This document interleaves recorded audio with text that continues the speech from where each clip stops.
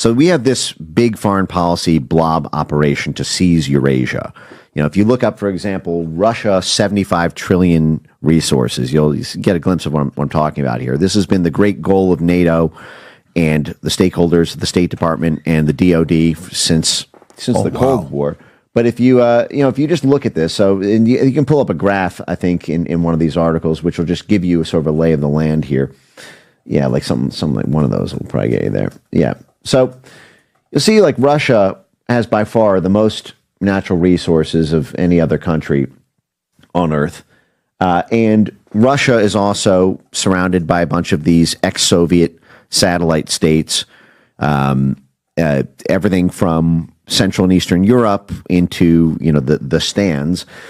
And there has been this NATO expansion operation since 1990. There has been this sort of, you have the military, you have the security alliance, but then you have the political and economic entanglements that bring their economics into the Western economic sphere.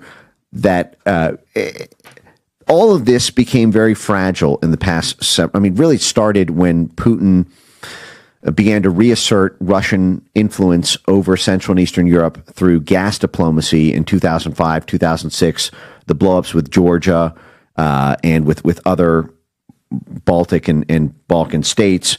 There became this big struggle for control over the European gas economy, and also to end Russia's military complex, because Russia is also the reason that we have not been able to invade Syria.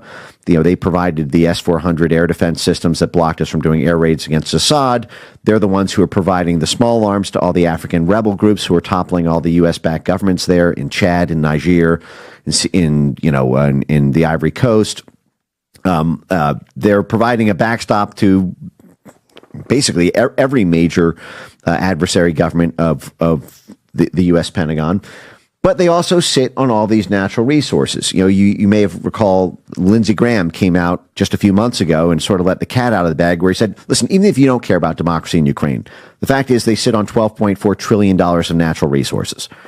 So we should be defending Ukraine and spending the military investment in defending them because we want those 12.4 trillion. Of course, you look at it and you say, but wait a second, that's Ukraine's 12.4 trillion, right? And no, it's because when we move into these countries, we make them our political and economic vassals. It is our American companies or North American allied companies who develop the partnerships. This is what happened, for example, with Ukraine, with Burisma and Naftogaz. Naftogaz is the big state-owned Ukrainian gas giant that Burisma was the feeder into. Well, Chevron signed a $10 billion partnership deal with Naftogaz before the 2014 coup. Shell from the UK signed a $10 billion deal with it. George Soros has been personally leading a campaign to privatize that company and put it into the arms of U.S. investors, so that even though the pipelines all sit in Ukraine, and even though it's Ukraine's almost its entire economy outside of agriculture, you as a Ukrainian citizens do not actually profit from having the gas there, from having the pipelines there, because all of the money is going to investors 11,000 miles away in Washington and in London. But this is the game as it is in Germany. This is the game as it is in Moldova and Latvia and Lithuania and Poland and Finland and Sweden, in Turkmenistan, in Uzbekistan, in Kazakhstan. This is the game to be able to bring these trillions of dollars of assets into the arms of Goldman Sachs and JP Morgan Chase and Citibank and BlackRock and the multinational corporations that serve as our portfolio firms and the trickle-down political insiders who are basically the donees of that complex. But the problem is that is already a very fragile operation, as Russia has persisted with this military operation, and we have been unable to regime change their government. The Navalny, the Pussy Riot operations, none of them worked. It is much harder logistically for us to mobilize against Russia by backstopping Ukraine without drastic escalation.